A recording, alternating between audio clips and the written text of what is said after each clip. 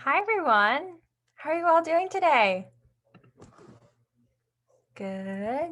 Awesome. It's so nice to see you all.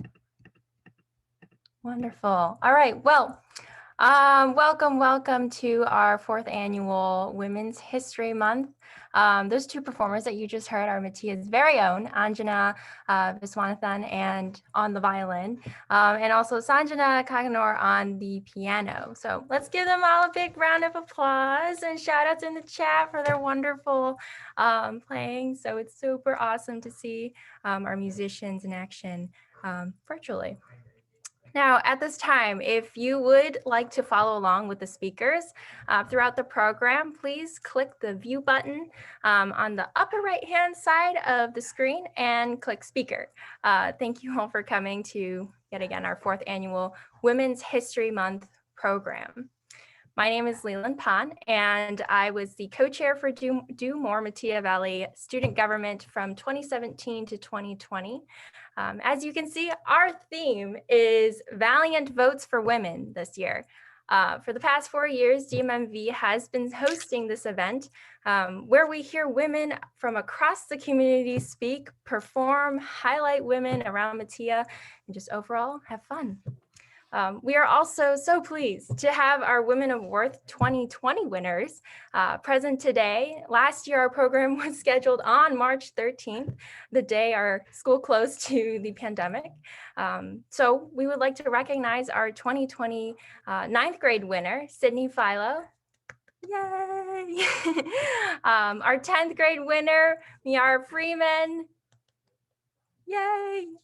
And then our 8th grade winner, or 11th grade winner, my goodness, Julianne Enos. Yay! And then our 12th grade winner, now a freshman over at UChicago, Myra Bajwa. Yay! All right. These women have made a difference, and we are now so proud to honor them today in addition to this year's winners. Now, before we begin, I'd like to take a different turn here. We would like to take a moment to pause and reflect on the tragic anti-Asian sentiments across our country today. In a world where we are supposed to be healing, it is even more heartbreaking to see the events such as the Atlanta, Georgia shooting, killing 6 Asian Americans this past Tuesday. Although tragedy has struck upon us, there is a glimmer of optimism to educate, to come together, and to use our voice to stand against any and all acts of racism and hatred. Such an opportunity is rising courtesy of the Maine. They are looking for you to share your thoughts. You can find more information on their Instagram page at Mattia Maine, no spaces. In addition, we hope that you enjoy our program today, where you will learn something new and feel empowered to know that your voice is important. Because as we all know, we may be a small percentage of the population, but we are 100% of the future. For now, I'm going to pass it along to Kyla, and she will carry on for the rest of the program. Okay, to start off today's program, we will be watching a clip from this month's edition of The Maine. This video created by Mattia Jr. Sarah El-Khatib, highlights many inspirational young women of Mattia Valley, all with truly amazing talents in sports, music, and more. Thank you, Sarah, for letting us use this video. Please enjoy. I love men. I think men are the coolest, but you don't really need them to live. My mom said to me, you know, sweetheart, one day you should settle down and marry a rich man. And I said, Mom, I am a rich man.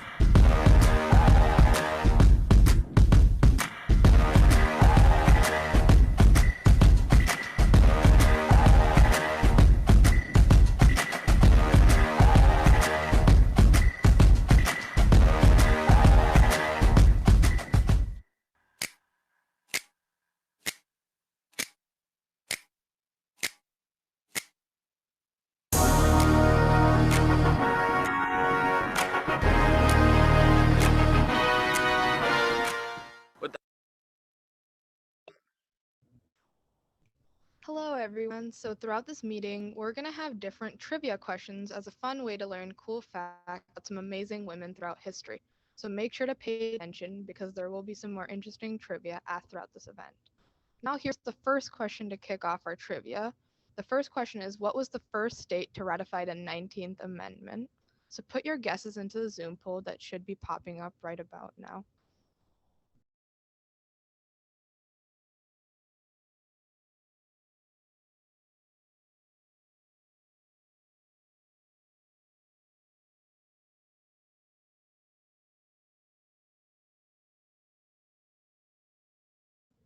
Now here's Nalaya to present the answer. On June 10, 1919, 3 states, Illinois, Michigan, and Wisconsin, first ratified the 19th Amendment, which gave women the right to vote. But the amendment itself was adopted on August 18, 1920, when Tennessee became the 36th state to ratify it.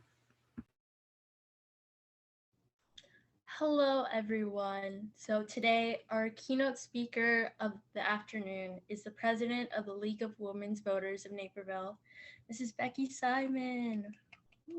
Mrs.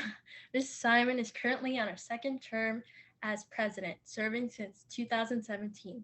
She has also greatly improved the effectiveness and growth of the organization by leading annual board meetings, preparing and setting meeting agendas, and gaining more publicity with more frequent appearances on NCTV 17, letters to the editor, and public comments at government meetings. Along with media coverage, just last year, her and the team were able to secure a $10,000 grant for the Centennial Women's Voters. Not only is Mrs. Simon an amazing influence in the League of Women Voters, but also a great role model for many students. Please welcome Mrs. Becky Simon.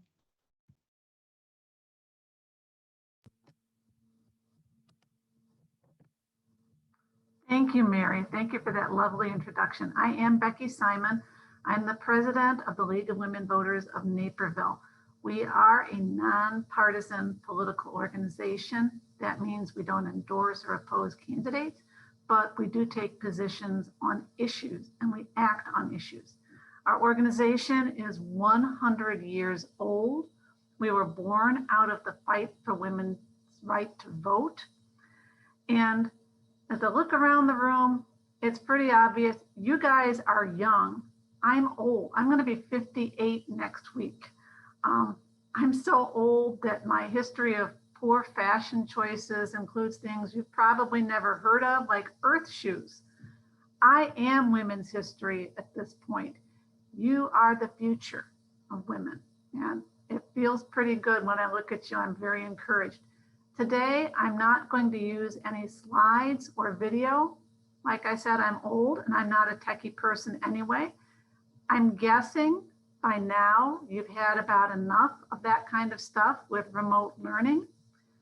And slides probably aren't going to stick in your mind the way I want this to. I want you to remember what I'm going to talk to you about today.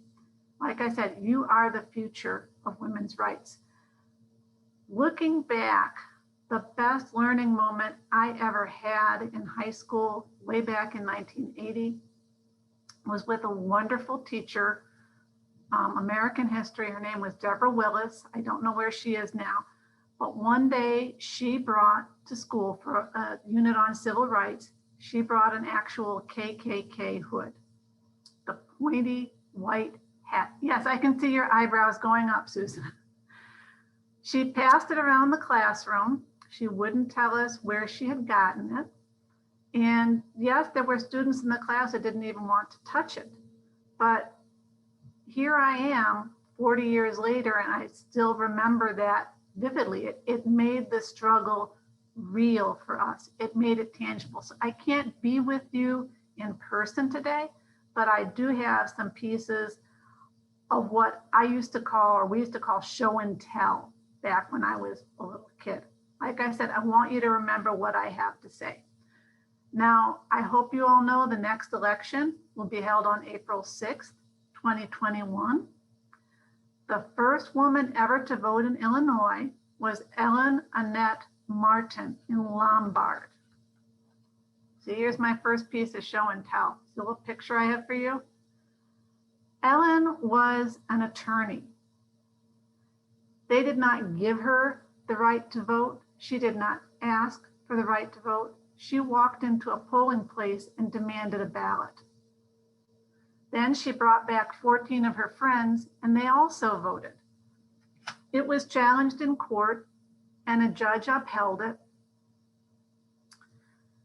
And then the city fathers went ahead and changed the law so that women couldn't vote anymore except for school board elections. That was back in 1891. So April 6th, 2021 is the 130th anniversary of the first woman to ever vote in Illinois.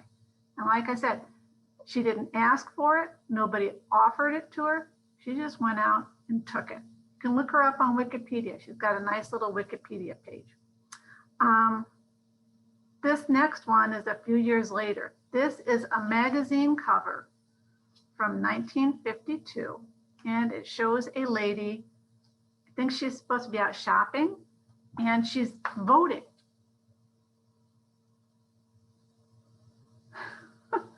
See, she's got the gloves, she's got the hat. That was what was called a gear and lever machine. So she was allowed to vote, yes, but you know, she's obviously dressed up to be somebody's decorative something. Back when I was a kid, you learned how to vote because it happened in your school. It was a routine thing. I learned to vote by going to the polls with my mother, and she worked a gear and lever machine. I was in awe because, as you can see, there's a lot of knobs and buttons. I thought my mom was a genius because she knew how to make the machine work. Somebody somewhere is probably still using those machines because election equipment takes money. Now let's move forward. This is about 10 years later. I've got a snippet of a campaign ad. And does anybody see anything kind of odd about this? I don't know if the students will. Look how they refer to her. She's Mrs. Robert C. Dyer. There was a day and age when the rule was that polite women, your name only appeared in the press 3 times in your life: when you were born, when you got married, and when you had an obituary. So this was one of the first ladies to run for office in DuPage County. And just for her to use her first name in a campaign ad, that was kind of groundbreaking. This was in 1962. So, and she did win. She went on, she won. So now we're going to move forward just a few decades. I am, compared to my late mother, fairly well behaved.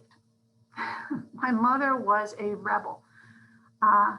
When I marched in the first Women's March in Chicago, I realized after I got there, I'd already been there in a protest march. I was in my baby stroller with my mother. My mother taught me how to protest. And she was wearing, again, this is probably a little bit before your time. This was her necklace to protest the Vietnam War. So she wore it when I was in the stroller.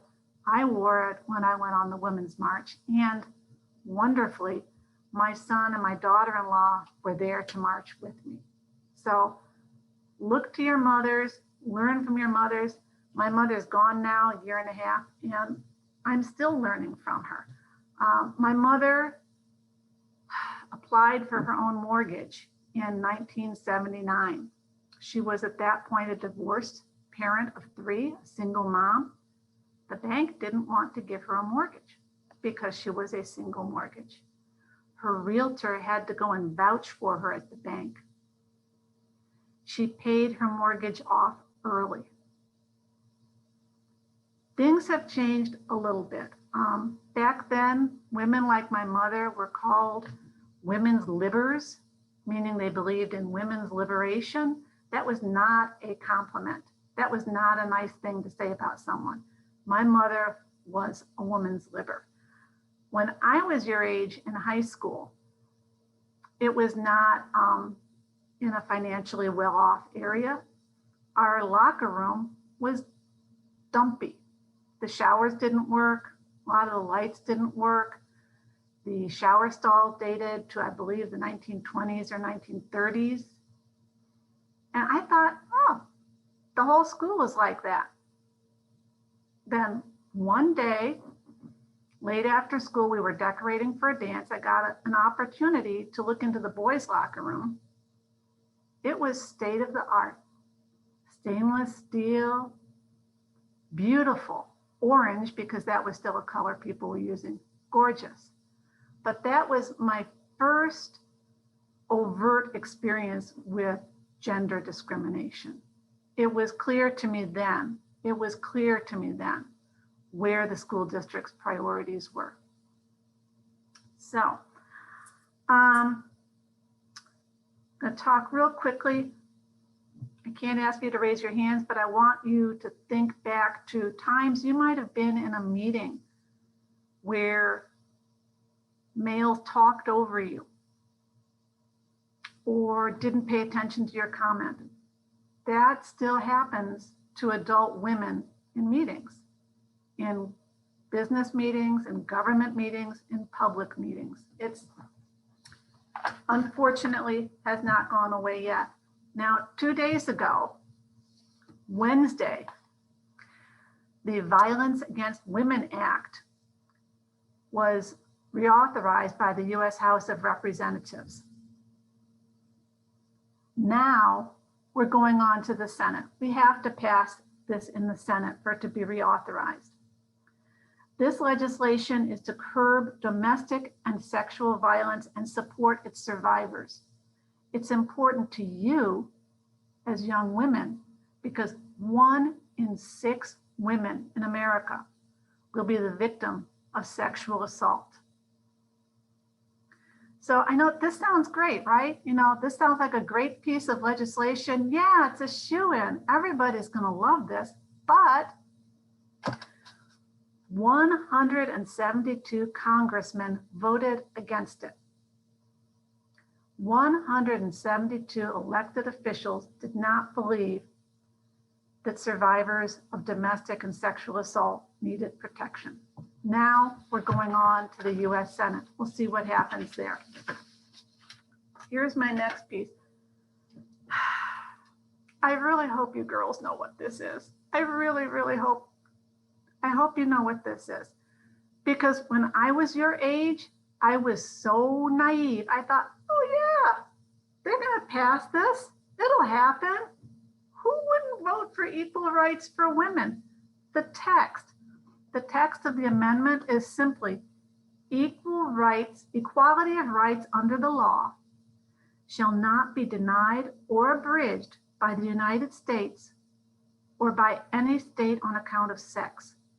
the Congress shall have the power to enforce by appropriate legislation the provisions of this article. Well, guess what?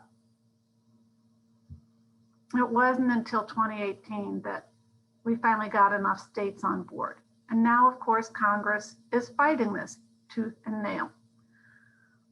Wednesday, this past Wednesday, 2 days ago, again, this was top of mind with your elected representatives who are there to represent you in Washington, D.C. They voted to remove the expired deadline for approving the Equal Rights Amendment. Now it's got to go to the Senate. This was proposed in 1923. This should be women's history, but this is women's current events. All we're asking for is equal rights under the US Constitution. Also, 5 states have tried to rescind their approval. They've had the gall to get up there and say, oh, wait a minute. Thinking again, we don't really want to give women equal rights. So inequality is a fact of life for women. That is why the League of Women Voters supports the Equal Rights Amendment and the Violence Against Women Act. Now I'm going to give you my version of statistics.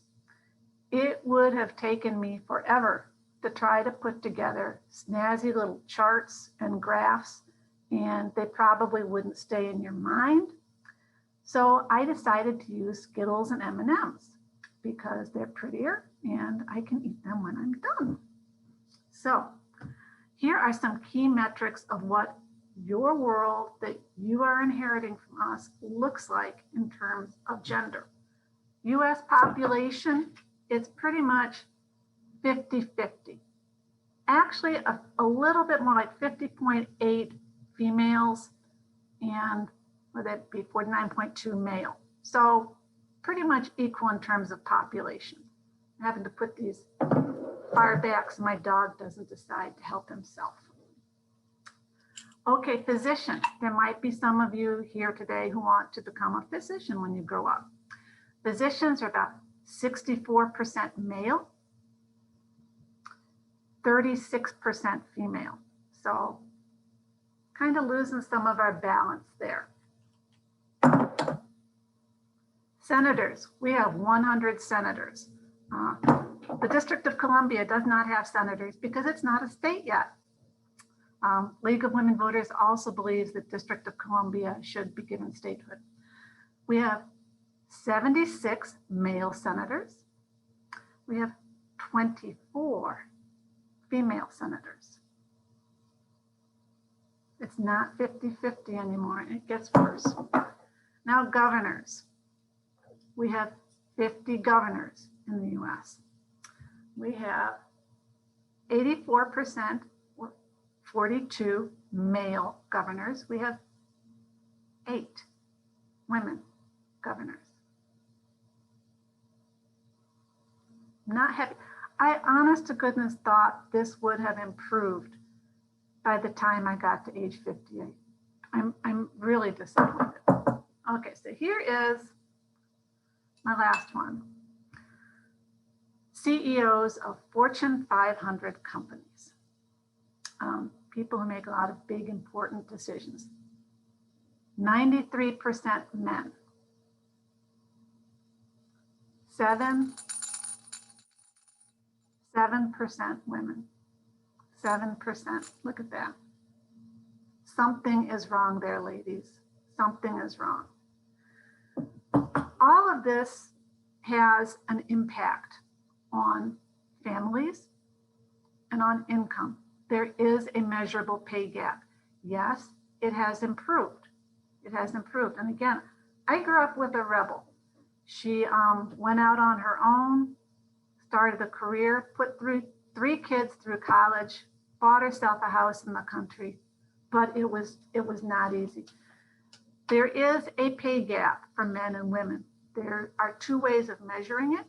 A controlled pay gap measures the median salary for men and women with the same job and qualifications. So for that, the pay gap is 98 cents, which means you ladies will be earning 98 cents for every dollar that a male earns in the same career. It doesn't sound like much, right? You're like, oh, 2 cents, what's that? But over the course of a 40-year career, that will cost you $80,000 in lost earnings. $80,000, that's the penalty for being female. The uncontrolled way to measure gender pay gap, that's a measure where you just take into account the median salary for all men and all women. That's 81 cents. A man earns $1, a woman earns 81 cents. And over the course of a 40-year career, that will cost you, young ladies, your penalty for being female, $900,000 in lost wages. So think about that. That's why we need the Equal Rights Amendment. That's why we need the Equal Rights Amendment. I would like to apologize for the handoff my generation is giving yours. We've been trying to get ERA passed. We're not there yet. Violence Against Women Act is still on the line. Fingers are crossed. Things are better for your generation than they were for mine. But like I said, I am women's history. I'm not too far from Ellen Annette Martin. There's still a long way to go. You are the future of women's rights in America. And I'm asking you to go be leaders, go vote. Don't let anybody tell you no. Shape the future and remember Ellen Annette Martin on April 6th. Thank you. Oh my goodness, thank you so much for those empowering words, Miss Simon. Let's all give her some love and thank her in the chat. Yay! So much. Thank you. Thank you. All right, so next up, we have a poetry performance by a Metea Valley student, Skylar McClure. So this year, as a member of Metea's speech team, Skylar took her poetry performance to both regionals and sectionals and won numerous awards throughout the year. Outside of school, she performs in musical theater and is an active member of her community through her very own nonprofit performing arts company, 4 Seasons. Please give a warm welcome to Skylar McClure, reading Building Standards.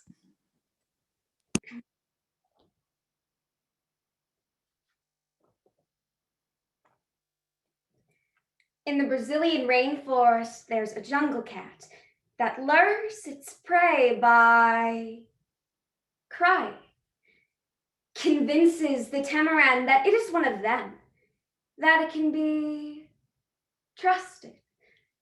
All it needs is a little sympathy, brings them close until the time is right. It is one of the most effective predatory tactics found in nature. It works. Every time. Many young girls are taught to believe that love is a magical thing, but they'll fall into the role of sexual assault victim by chance. Women have been violated for decades, but only more recently have they begun to speak out about their experiences, because finding the courage to tell your story seems impossible when the person you were assaulted by was also someone that you were close to. Through poems by Sarah Kay, Bianca Phillips, Amanda Pressman, and more, we see a progression of a relationship turned dangerous in Building Standards, a program.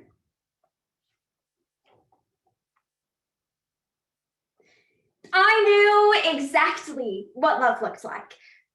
Even though I hadn't met love yet, if love wandered into my homeroom, I would have recognized him at first glance. Love wasn't afraid to ride the bus with me. Love played acoustic guitar and knew all of my favorite Beatles songs. If only I could find him. But when Love finally showed up, Love didn't know anything about the Beatles. Instead, every time I tried to kiss him, our teeth got in the way. He became the reason I lied to my parents. I'm going to Jenna's house. Love mentions I'd look cute with a gap, so I stopped wearing my retainer altogether. I fall for him quickly, the way he wanted me to. All skin and poems and Diet Coke, listening to Regina Spektor on his bed while he calls me baby girl, plays with my hair. It's Saturday night. The air is cool and sweet, but it is warm inside the house. Humid with human bodies, it feels like a rainforest. My friend asks me where I am, if she can come too. I say yes, forward the address, but I warn her that the party is unsafe. There's a jungle cat crouching in the bush, claws concealed in sweater sleeves. She replies, "It's okay. I brought my pepper spray and my pocket knife." Pepper spray and pocket knife?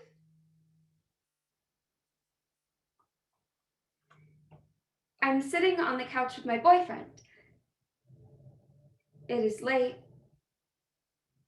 He's drunk when he tells me, "Loving you is the kindest thing I almost did."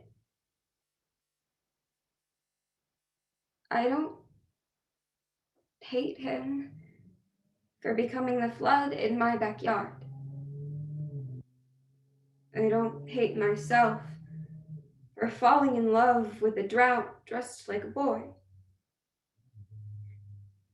But I do hate myself for falling in love with feeling left. I fall asleep on his shoulder and wake to find him digging into my carcass, taking stock, hands made filthy by my soil and sun. One. I close my eyes and feel his matchstick fingers strike against my flammable skin. I can feel the way he burns the girl out of the flesh, the blue out of the bones, the way he admires the glass jar that traps the dying firefly. 2, who says, "Don't cry, you'll like it after a while." 3, who tells me thank you after the fact and can't look at my face. 4, who pays for my breakfast and come home and my mother's rent. 5, who says, "But you felt so good, I didn't know how to stop." 6, who says, "Giving my body away is tough, but it's something you do very well." 7, who smells of tobacco and says, "Come on, I can feel that you love this."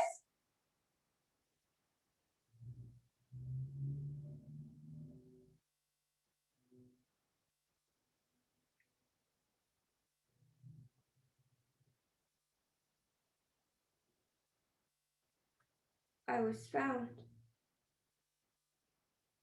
unconscious behind a dumpster. Pine needles matted in my hair, naked and wounded. Violently attacked by my own boyfriend.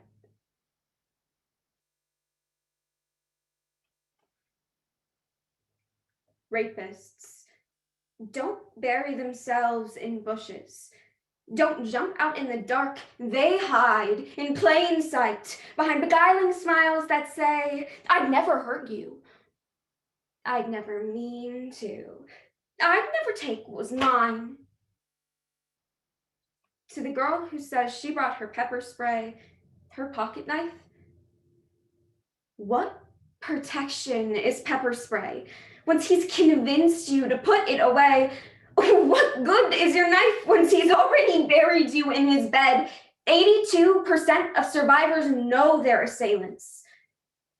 We can't pretend that weapons can protect us against people we convince ourselves we can trust. How does the burnt forest learn to trust the sun again? Does it ever stop being afraid of becoming beautiful and wild and a target?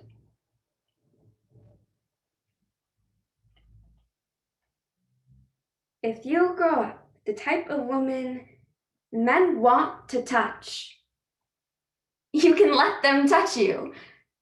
But do not mistake yourself for a guardian or a muse or a snack. You are a woman. Skin and bones, veins and nerves, hair and sweat.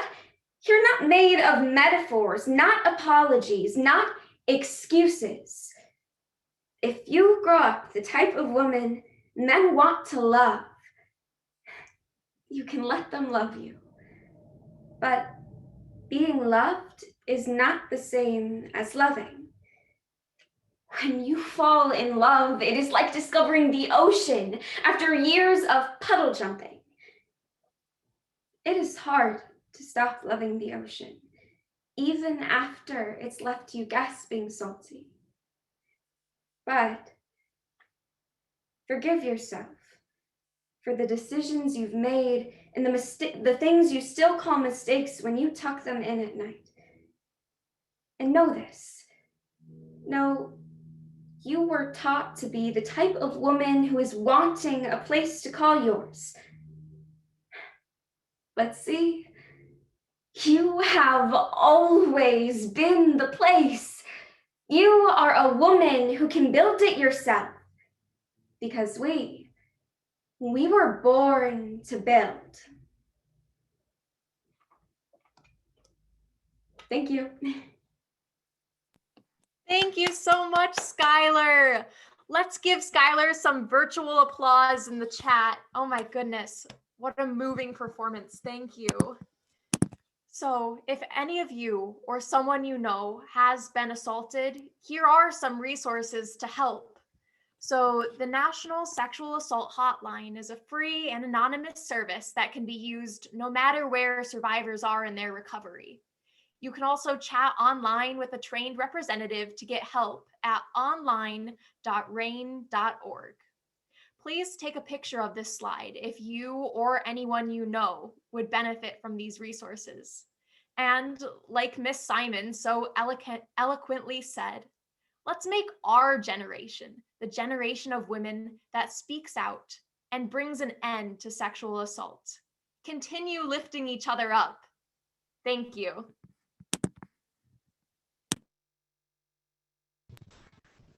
Again, thank you so much, Skylar, for your powerful poem as well as your time here during our Women of Worth program. Next, we have announcements regarding Meet Louise Women's History Month March Madness. The goal of this incentive being to educate ourselves about numerous prominent women internationally, historically, locally, and nationally within the U.S. Using a bracket style of voting with Google Forms, it's all come down to 2 contestants. And now Isabel Afsari from Meet Louise announcing the Women's History Month March Madness's final candidates. Throughout Women's History Month, we have had the opportunity to learn about 16 wonderful women.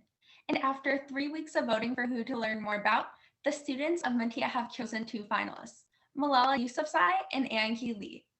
As a young girl, Malala defied the Taliban in Pakistan and demanded that girls be allowed to receive an education, resulting in her being shot in the head by a Taliban gunman in 2012.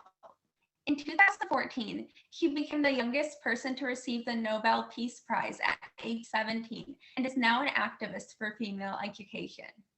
Anki Lee, a Metea alum, is known for founding Anki's Hope, an organization that has spread awareness about and has raised over $200,000 for the cure for Anki's neuromuscular disease, spinal muscular atrophy.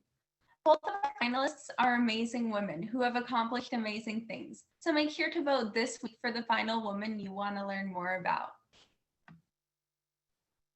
Congratulations to both of the women mentioned, and a special thank you to all of the March Madness participants. And like Isabel said, don't forget to vote on next week's Google form to determine the final winner. Now to Renita to highlight some amazing women of color. Hello guys, we hope you're having a great time so far. We wanted to remind you again about an important issue. Due to the growing number of hate crimes against Asian Americans, the Maine is looking for students to share their thoughts. You can find more information on their Instagram page at Metea Maine. Next, we'll be learning about women of color around the world who have shaped or are currently shaping our future in unforgettable ways.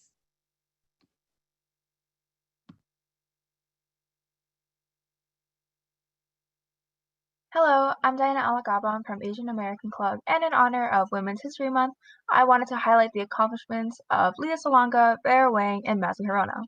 So first off, we have Lea Salonga. You may not know her name, but you most likely know her voice. While the Filipino singer is mainly known for being the singing voice actress for both Disney's Princess Jasmine and Mulan, she's also known for performing in numerous fundraising concerts to raise money for local and international charities. She travels all over the world to use her voice for the better. Lea Salonga's impact helped to increase Asian visibility in Hollywood. Next, we have American fashion designer Vera Wang. You've probably heard of the brand's luxury wedding dress line known for its unique design and details. Born from two Chinese immigrants, Vera Wang built her career from scratch. She first worked at Vogue, where she was senior editor for 15 years, moved on to Ralph Lauren for the following 2, and then finally opened her beloved wedding boutique, which eventually became the household name it is today. Finally, we have a senator from Hawaii, Mazi Hirono. Known for being the first Asian woman and Buddhist senator in American history, Hirono advocates for immigrants' rights and is vocal about women's rights. She isn't afraid to support fellow women in their journey to reach equality, and Hirono is living proof that women have every right and every capability to have a seat in politics. With role models like them to look up to, future generations of Asian and Asian American women are sure to be bright. Thank you.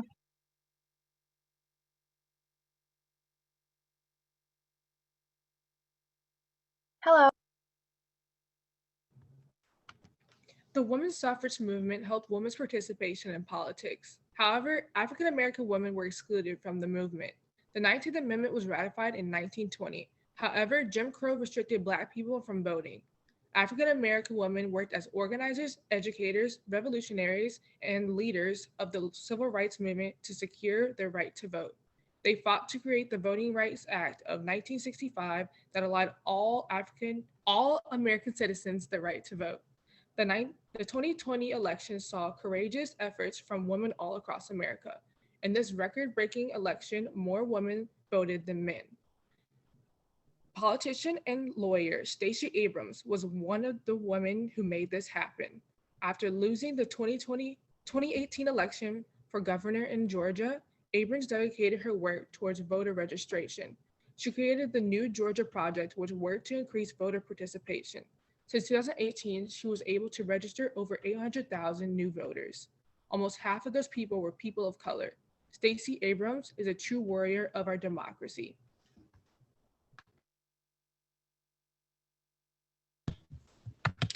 Mary Church Terrell was an African-American activist who fought for racial equality and women's suffrage in the late 19th and early 20th centuries.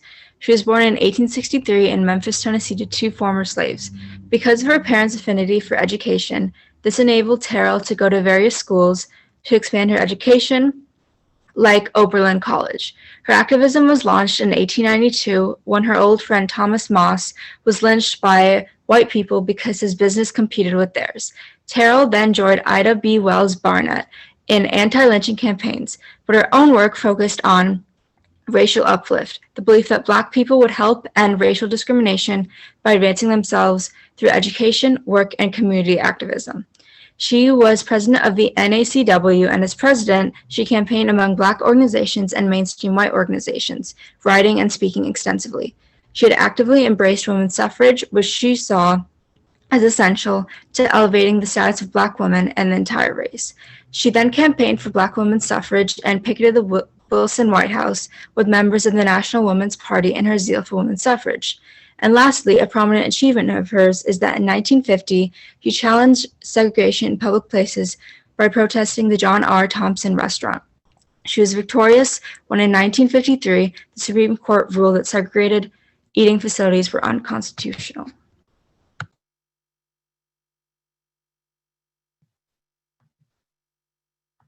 Our next notable woman of color is Nannie Helen Burroughs, an African-American activist for education born in 1879 in Orange, Virginia. Burroughs was born to former slaves and, upon her father's death, moved to Washington, D.C. with her mother as a child. Here, she excelled in school and graduated with honors from M Street High School. Despite her high academic achievements, Burroughs was disappointed when she was denied a teaching position at a local public school due to the color of her skin. As a result, instead of giving up on her dream of educating, she opened the National Training School for Women and Girls with the assistance from the National Baptist Convention, who helped her purchase 6 acres of land in D.C. Soon, she moved from a small farmhouse to a larger building known as Trades Hall. Her school allowed women of color to pursue education rather than be confined to domestic work as they often had been in the past. Burroughs was also an advocate for women's suffrage and frequently wrote on the need for women of all races to unify to achieve the vote. Today, Trades Hall, now known as the Nannie Helen Burroughs School, is recognized as a National Historic Landmark.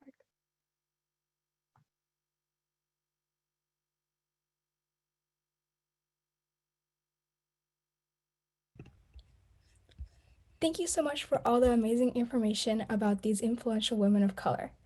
As a continuation of respecting women of color, every year we have a tradition of an Indian classical dance group performing.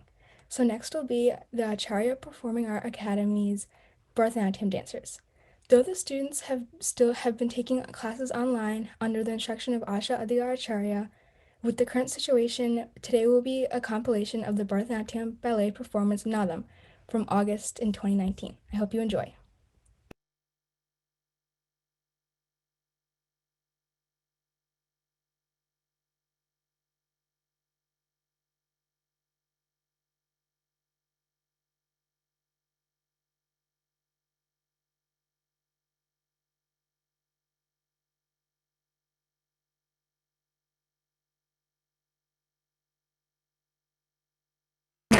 Tajum tatata, tajum didhi, tajum tum tum tum, tajum num num num, tajum tat hitta, kadadakadarigadum, tarigadum, takajum nuta, takadhitta, takadarigadum, tarigadum, takajum dhim, kadadakadhitta, takadarigadum, tarigadum.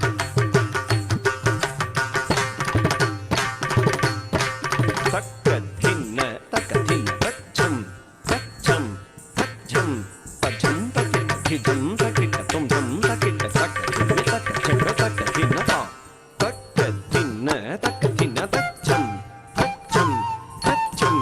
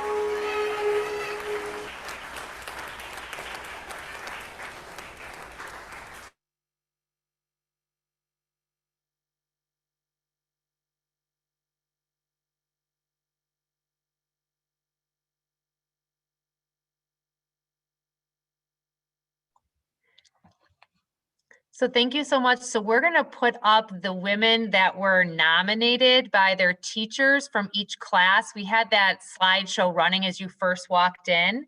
And then we're going to take some time right now to actually announce our winners of the 2021 Women of Worth Award.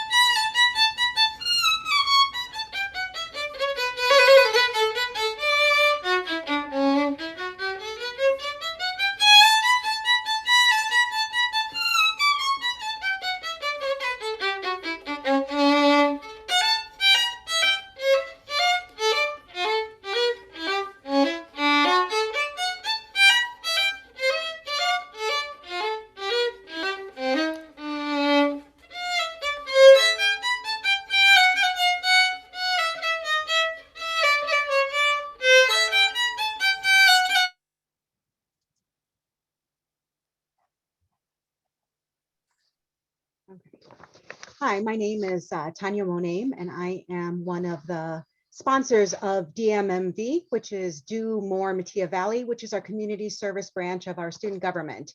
I, along with my co-sponsor, Susan Fuhrer, we are happy to announce the Women of Worth winners for 2021. Teachers were asked to nominate young women that have made a difference at Metea Valley this year. This award is named after our former LMC director, Ms. Deborah Turner, who has always put others before herself. We are proud of so many accomplishments of these women have done despite being remote learning during this pandemic. Our 9th grade Woman of Worth winner is Kylie Hellesy. Kylie is an incredible force and inspiration. She has been memorable since day one this year, having her camera on from the start and always having a smile on her face. She never fails to bring a smile to her classmates' faces as well.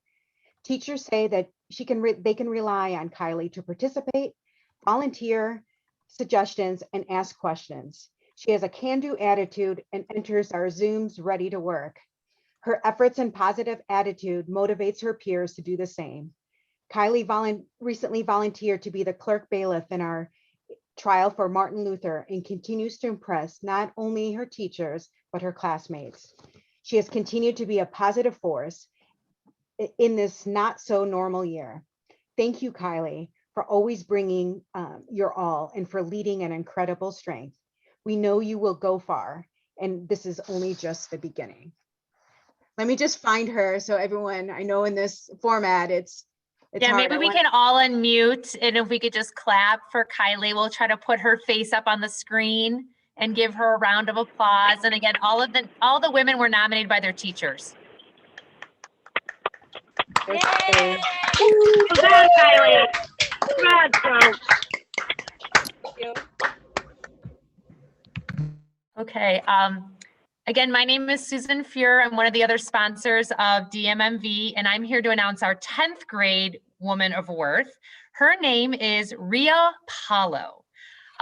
Ria is a strong and thoughtful young woman who regularly seeks to understand both the small things like instructions in class and the big things like how to create a more equitable world.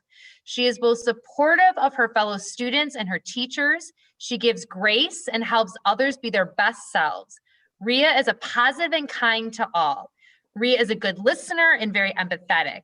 Currently, she bakes for homeless shelters in her spare time. She's a poet, and the world needs more poets. So let's put our hands together. We're going to find Ria Paulo as our 10th grade Woman of Worth Award winner.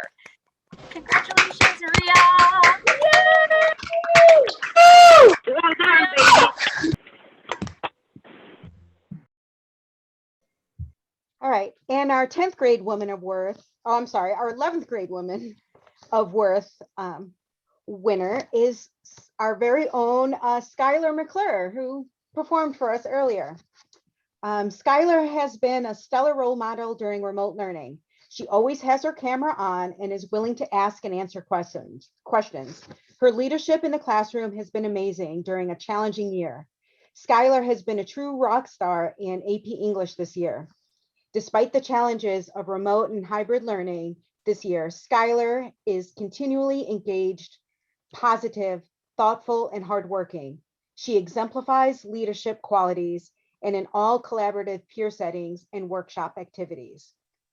Skylar is a talented and engaging first-year member of the speech team, competing in poetry reading, but she is also a leader in our theater program, showing an interest in directing winter scenes and other future projects. Just working with her for a minute and you will be drawn to her. Skylar is a tenacious and ambitious and driven by sharing her skills and talents in a creative way. She maintains her professionalism through any challenge, providing leadership to peers, faculty, and the programs. Congratulations, Skylar. And so where's Skylar? We'll wait till we get Skylar up there so we can give her some round of applause. Skylar.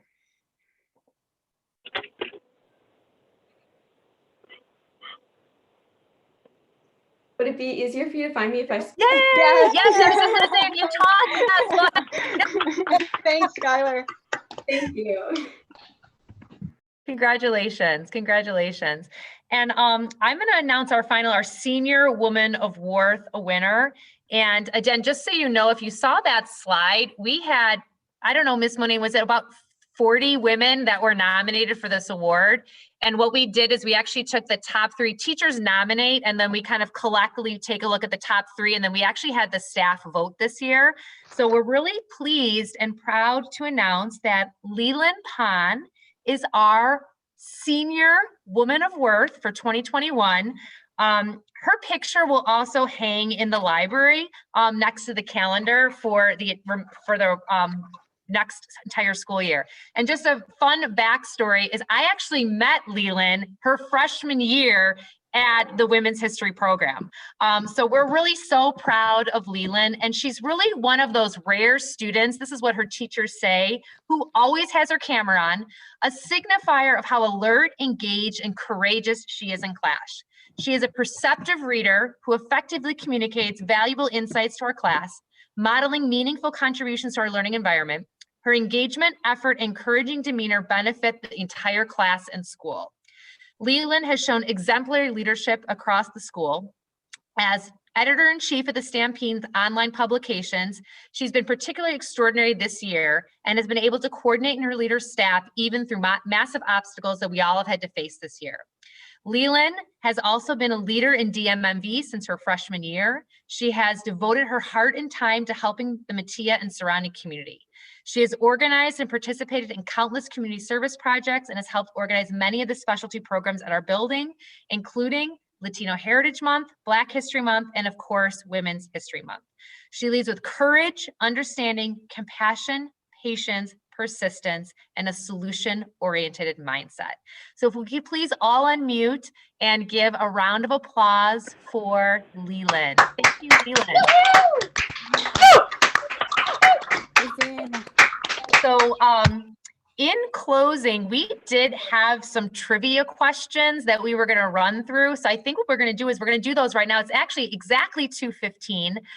So if anyone does need to leave, because that was kind of our program, it's going to be about an hour, you definitely can do that. But we would like to kind of share the trivia questions right now.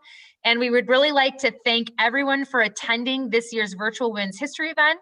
We'd like to ask the 4 women of worth to remain back so we can get a photo of the 4 of you, please. So Kylie, Rhea, Skylar, and Leland. And we'd really like to say a special thanks to all the young women of DMMV who have helped put this program together, and really to all of our nominees and our Women of Worth Award winners. I'd also like to say just a special thank you. I think Miss Turner is still here. I don't know, Miss Turner, could you say hi so we could see you real quick? That might be the easiest way to find you, if you don't mind. I know I'm really putting you on the spot, Hello. but it'd be nice to see you. Congratulations to all the winners. Yay! Thank you, Ms. Turner. So again, thank you for your positive energy, your leadership. Thanks again to Miss Simon. I am so glad that we recorded that. I'm going to show that in my history classes, to be honest. That was just an amazing speech. So we're going to share the trivia right now, and then we'll have DMMV go through the answers. And thanks again, and have a great day.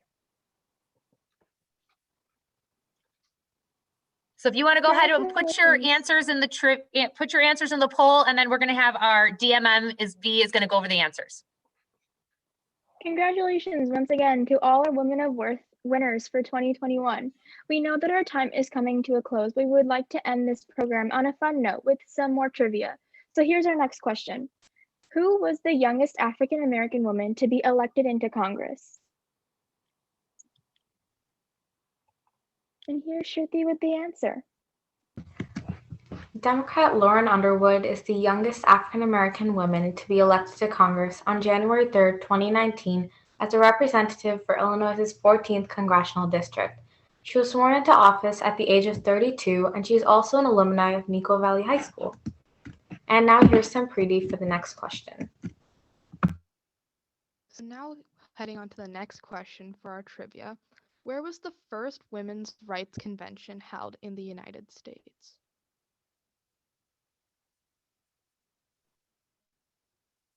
Here's Miriam for the answer. It was held inside the Wesleyan Church at Seneca Falls, New Jersey on July 19, 1841. This convention is considered to be the start of the women's suffrage movement. It is estimated that around 300 people attended, including abolitionist Frederick Douglass and the activist and human rights pioneer Lucretia Moss. On to our next question. Who are some of the women who started the suffrage movement? Here's Mary to answer the question. Okay, so the correct answer is all of the above. Susan B. Anthony, Elizabeth Cady Stanton, and Ida B. Wells were all a part of the start of the women's suffrage movement. They started peaceful protests and the demonstrations for fight for equality, and it eventually led to the ratification of the 19th Amendment. Program. Here's our last trivia question of the day. Who was the first woman to run for president? Now let's head to Nalea for the answer. Victoria Woodhull ran for the Equal Rights Party in the 1872 election for the 18th President of the United States. She actually ran nearly 50 years before the 19th Amendment was ratified, but she sadly didn't score any electoral votes. But even if she had won, she was too young to be president. Thank you all so much for coming today and for spending your time with us this afternoon. Special thanks to our keynote speaker, Miss Becky Simon, and Skylar for her moving poetry performance. Congratulations to all of our 2020 and 2021 Women of Worth Award winners. Continue lifting each other up, girls. Thanks for coming. Thank you. Bye, thank you. Thank you. So if we could have our four winners, if you guys could just hang back on the Zoom really, really quick. We're gonna take a quick picture of the four of you. And thanks again for everyone for coming. Thank you so much.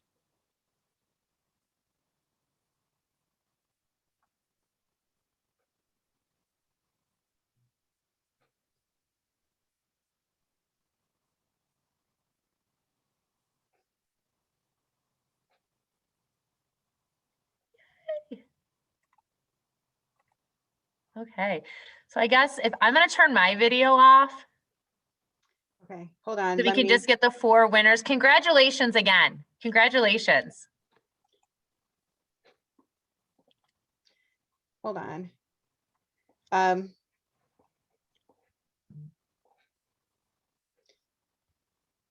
Can you guys turn your cameras on so we can get you guys all in a picture? All right.